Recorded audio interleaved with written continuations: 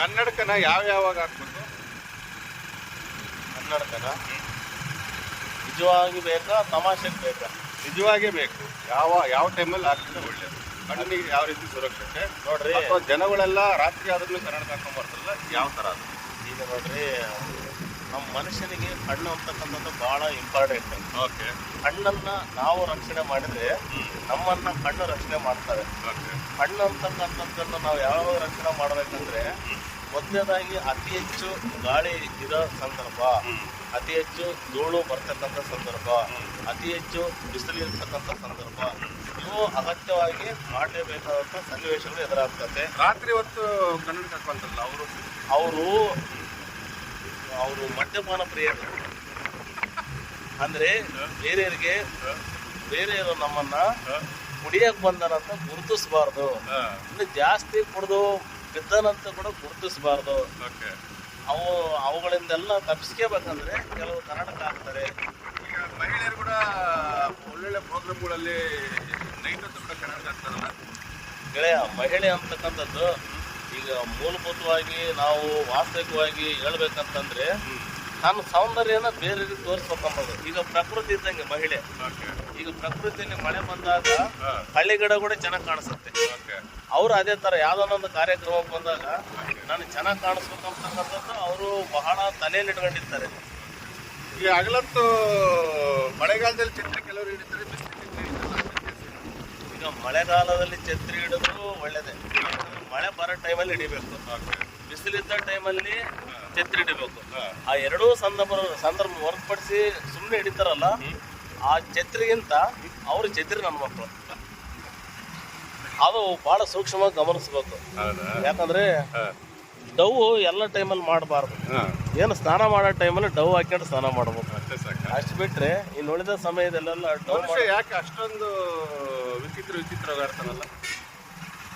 ಈಗ ಮನುಷ್ಯ ಯಾಕೆ ಅಷ್ಟೊಂದು ವಿಚಿತ್ರ ಆಡ್ತಾನಂತಂದ್ರೆ, ಈಗ ಮನುಷ್ಯನಿಗೆ ದುರಾಸೆ ಅಂತಕ್ಕಂಥದ್ದು, ನಾನೇ ಅಂತಕ್ಕಂಥದ್ದು, ನನ್ನಿಂದಲೇ ಅಂತಕ್ಕಂಥದ್ದು, ನಾನಿಂದಲೇ ಸಾಧ್ಯವಿಲ್ಲ ಅಂತಕ್ಕಂಥದ್ದು ನೆಲೆ ಓರ್ಬಿಟ್ಟೈತೆ.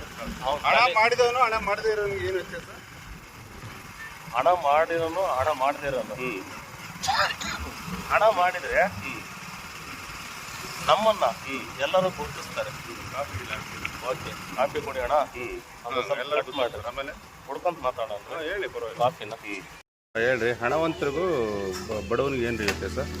ಈಗ ಹಣ ಮಾಡಿದ್ರೆ ಗೆಳೆಯ, ನೀನೇನ ಮಾಡಿದ್ರೆ ಜನ ಹಿಂದಿರ್ತಾರೆ. ಮೋಸ ಮಾಡೋದು, ಭ್ರಷ್ಟಾಚಾರ ಮಾಡೋದು. ಯಾಕಂದ್ರೆ ನೋಡ್ರಿ, ಈಗ ಅತಿ ಹೆಚ್ಚು ಬುದ್ಧಿವಂತರಿಗೆ, ತತ್ವಜ್ಞಾನಿಗಳಿಗೆ, ವೇದಾಂತಕರಿಗೆ ಸನ್ಮಾನ ಕಾರ್ಯಕ್ರಮಗಳು, ಮೆರವಣಿಗೆಗಳು ಮತ್ತೆ ಅವರೊಂದು ಗುರುತಿಸುವಂಥ ಕಾರ್ಯಕ್ರಮಗಳು ಕಡಿಮೆ. ಅದೇ 4 ಕೊಲೆ ಮಾಡಿ ಬಂದು ಜೈಲಿಂದ ಬಿಡುಗಡೆ ಆಗುತ್ತೆ. ನಿನಗೆ 6 ತುರಾಯಿಯೊಂದಿಗೆ ವಿಜೃಂಭಣೆಯಿಂದ ಸನ್ಮಾನ ಮಾಡ್ತಾರೆ. ಇತ್ತೀಚೆಗೆ ಈ ಮಾವಿನಕಾಯಿ ಹಾರ, ಮೂಸಂಬಿ ಹಾರ, ಕೊಬ್ಬರಿ ಹಾರ, ಆಮೇಲೆ ಇದು ಸೇಬು ಹಾರ, ಕಿತ್ಲೆಹಣ್ಣು ಹಾರ ರಾಜಕೀಯದವ್ರು ಆಗ್ತಾರಲ್ಲ, ಏಕೆ? ಯಾಕಂತಂದ್ರೆ ಅವರು ಮಾಡಿರ್ತಕ್ಕಂಥ ಭ್ರಷ್ಟತೆ, ವಂಚನೆ, ಮೋಸ, ಆ ಹಣ್ಣಿನ ವಾಸನೆ ಹುಡುಕಂತ ಜನಗಳು ಮರೀಲಿ ಅಂತೇಳಿ ಹಾಕ್ತಾರ್ರಿ. ಯಾಕಂದ್ರೆ ದುಡ್ಡಿರ್ತಕ್ಕಂಥವ್ರ ಮಹಾನ್ ವ್ಯಕ್ತಿಗಳು ಸತ್ತರೆ ಗನ್ನದ ಕಟ್ಟಿಗೆ ಕೊಡ್ತಾರೆ. ಯಾಕಂದ್ರೆ ಅವ್ನು ಮಾಡಿರ್ತಕ್ಕಂಥದ್ದು ಏನು ವಾಸನೆ ಬರಬಾರ್ದು ಅಂತ. ಇತ್ತೀಚಿನ ರಾಜಕಾರಣಿಗಳು ಮದುವೆಗಿಂದ ಹಿಡಿದು, ಮುಂಜೆಯಿಂದ ಹಿಡಿದು, ನಾಮಕರಣದಿಂದ ಹಿಡಿದು ಹೊಸಕೆ ಪ್ರಸ್ತುತ ತನಕ ಹೋಗ್ಬಿಟ್ಟು ಬರ್ತಾರಲ್ಲ ಮನೆಗಳಿಗೆ. ಯಾಕೆ ಅವ್ರ ಸ್ವಂತ ರಿಲೇಟಿವ್ ಕೂಡ ಹೋಗಲ್ಲ, ಕಾಳಜಿ ತೋರಿಸಲ್ಲ? ಪಬ್ಲಿಕ್ ಮೇಲೆ ಯಾಕೆ ಅಷ್ಟೊಂದು ಪ್ರೀತಿ ಗೆಳೆಯ? ಯಾಕಂತಂದ್ರೆ ನಮ್ಮ ಪ್ರಜೆಗಳಿಗೆ ಒಂದು ಇದೈತೆ, ಏನಂತಂದ್ರೆ ಒಬ್ಬ ಜನಪ್ರತಿನಿಧಿ ಸಣ್ಣ ಕಾರ್ಯಕ್ರಮಕ್ಕೂ ಬಂದರೂ ಕೂಡ ಏನೋ ಒಂಥರ ನನಗೆ ಹೆಮ್ಮೆ, ಹಿರಿಮೆ, ನಾನು ಗೊತ್ತಿದ್ದೀನಿ, ನಾನು ಗುರುತಿಸಿದ್ದಾರೆ ಅಂತಕ್ಕಂಥದ್ದು. ಇನ್ನು ನಾವು ನೋಡಂತ ಬಕ್ರನ ಮಕ್ಕಳಿಗೆ ಅವ ಮನೆಗೆ ಹೋಗಿದ್ದಾನೆ, ತಿಥಿಗೆ ಹೋಗಿದ್ದಾನೆ, ಮದುವೆಗೆ ಹೋಗಿದ್ದಾನೆ, ನಾಮಕರಣಕ್ಕೆ ಹೋಗಿದ್ದಾನೆ, ಜವಳಕ್ಕೆ ಹೋಗಿದ್ದಾನೆ, ಏನೋ ಕೊಟ್ಟು ಬಂದಾನೆ ಅಂತ ನಾವು ಅಂದ್ಕೊಂಡಿರ್ತೀವಿ. ಅವನು ಇಸ್ಕೊಂಡ್ ಬಂದಿರ್ತಾನೆ. ಅಡ್ವರ್ಟೈಸ್ ಯಾಕೆ ಅಂತ ಪೊಲಿಟಿಷಿಯನ್ಗೂ ಯೂಸ್ ಮಾಡ್ಕೊಂತಾರಲ್ಲ ಎಲ್ಲ? ಯಾಕಂತಂದ್ರೆ ಅವರು ಪೊಲಿಟಿಷಿಯನ್ ಮುಂದಿನ ಅವ್ರ ಕ್ಷೇತ್ರಗಳು ಯಾವಾಗಲೂ ಕೂಡ ಭದ್ರವಾಗಿಡಬೇಕಂಬುದು ಅವ್ರ ಉದ್ದೇಶ. ಯಾಕಂದ್ರೆ ನೋಡ್ರಿ, ಜಾಣರೆಲ್ಲ ಅವ್ರ ಹಿಂದೆ ಇರ್ತಾರೆ, ದಡ್ಡರು ಆಡಳಿತ ಮಾಡ್ತಾರೆ. ಈ ಬಹುತೇಕ ನೋಡ್ರಿ 1952ರ ಮಹಾ ಚುನಾವಣೆಯಲ್ಲಿ ಎಲ್ಲರೂ ಓದಿದ್ರು. ಈಗ ಓದಿರೋ ಸಂಖ್ಯೆ ಕಡಿಮೆ. ಈಗ ನೋಡ್ರಿ ಕೆಂಗಲ್ ಹನುಮಂತಯ್ಯನವರು ಇದ್ದಾಗ, ಕೆ.ಸಿ. ರೆಡ್ಡಿ ಇದ್ದಾಗ ಆ ವಿಧಾನಸೌಧ ಅಂತಕ್ಕಂಥದ್ದು ಕಟ್ಟಿದ್ರು. ಆ ಕಟ್ಟಂತ ಸಮಯದಲ್ಲಿ ಕೈದಿಗಳನ್ನೆಲ್ಲ ಕರ್ಕೊಂಬಂದು ಕಟ್ಸಿದ್ರಂತೆ. ಈ ವಿಧಾನಸಭೆ ಚುನಾವಣೆಯಲ್ಲಿ ಬಹುತೇಕರು ಎಲ್ಲ ಕೈದಿಗಳೇ ಆಯ್ಕೆ ಆಗ್ತಿದ್ದಾರೆ. ನೀವು ಗಮನಿಸಬಹುದು. ಈ ಚುನಾವಣೆ ಸಂದರ್ಭದಲ್ಲಿ ಅವರು ದಾಖಲಾತಿ ಸಲ್ಲಿಸಿದಾಗ ಅವನು ಕ್ರಿಮಿನಲ್. ಚುನಾವಣೆ ಹತ್ರ ಬಂದಾಗ ಕತ್ಲು ರಾತ್ರಿ ಅಂತ ಯಾಕೆ ಒಂದಿನ ಮಾಡ್ತಾರೆ?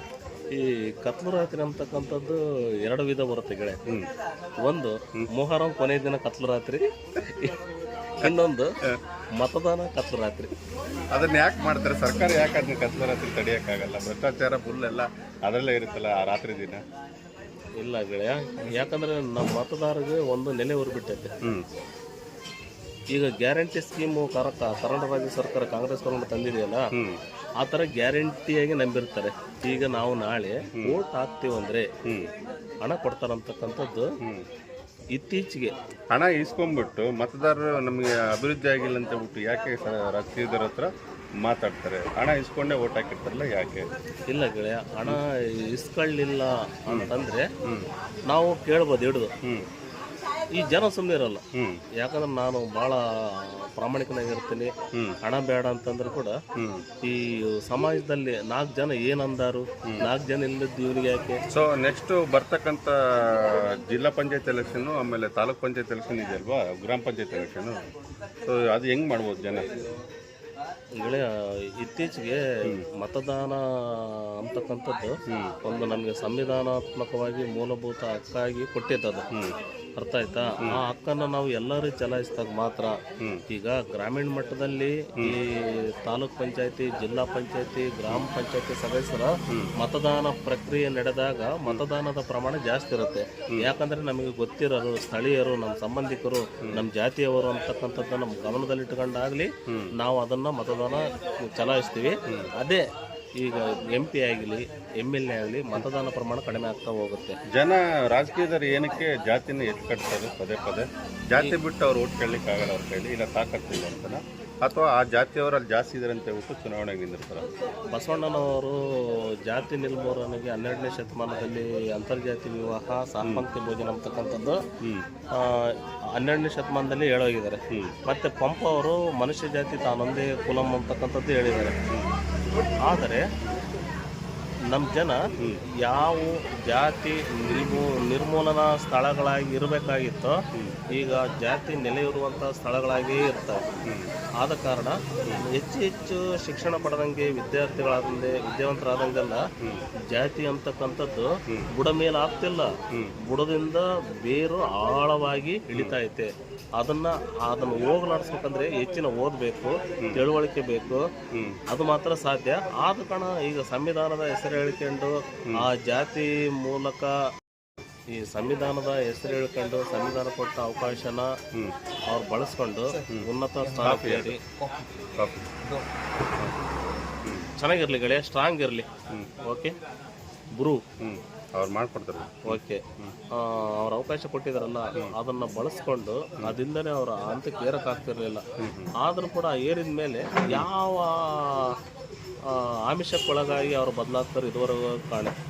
ಈಗ ಚುನಾವಣೆ, ಗ್ರಾಮ ಪಂಚಾಯತ್ ಚುನಾವಣೆ ಬಂದಾಗ ಪ್ರತಿಯೊಂದು ಹಳ್ಳಿಗಳಲ್ಲಿ ಒಗ್ಗರಣೆ ಮಿರ್ಚಿ, ಉಪ್ಪಿಟ್ಟು ಮಿರ್ಚಿ ಮಾಡಿಸ್ಬಿಟ್ಟು ಮತದಾನ ಹಾಕ್ಸ್ಕೊಂತಾರಲ್ಲ, ಅವ್ರಿಗೇನು ಹೇಳ್ತೀರಾ? ಅದು ಹೇಗಂದ್ರೆ ಒಂಥರ ಈಗ ಅನ್ನ ಭಾಗ್ಯ ಐತಲ್ಲ, ಅದು ಒಗ್ಗರಣೆ ಭಾಗ್ಯ, ಮಿರ್ಚಿ ಭಾಗ್ಯ ಐತೆ ಇಲ್ಲಿ. ಯಾಕಂದ್ರೆ ಪಂಚಾಯತಿಯಲ್ಲಿ ನಾನು ಚಿಕ್ಕವನಾದಾಗಲಿ ಸಹ ಕೂಡ ಗ್ರಾಮ ಪಂಚಾಯತಿ ಮೆಂಬರ್ ಎಲೆಕ್ಷನ್ ಬಂತಂದ್ರೆ ಮೊದಲೆಲ್ಲ ಒಗ್ಗರಣೆ ಮಂಡಕ್ಕಿಗೆ ಇದಾಕಾರು, ಓಟ್ ಹಾಕಾರು. ಸ್ವಲ್ಪ ಒಂದು 10 ರೂಪಾಯಿ 20 ರೂಪಾಯಿ ಇತ್ತು. ನಾನು ಈಗ ಸುಮಾರು ಒಂದು 5 ಬಾರಿ ಹಾಕಿದ್ದೀನಿ. ಮಾತಾಡೋಣ ನೆಕ್ಸ್ಟ್ ಇನ್ನೊಂದು ಇದರಲ್ಲಿ. ತುಂಬ ಚರ್ಚೆ ಮಾಡೋದಿದೆ. ನೆಕ್ಸ್ಟ್ ನಿಮ್ಮ ಹತ್ರ ಇನ್ನೂ ಭಾಳ ಕ್ವೆಶನ್ ಇದೆ, ಕೇಳ್ತೀವಿ. ಕಾಫಿ ಕುಡಿಯೋಣ ಇವಾಗ, ಒಂದು ಒಳ್ಳೆ ಕಾಫಿ. ಆಯ್ತು, ಕುಡಿಯೋಣ. Thank you, bye.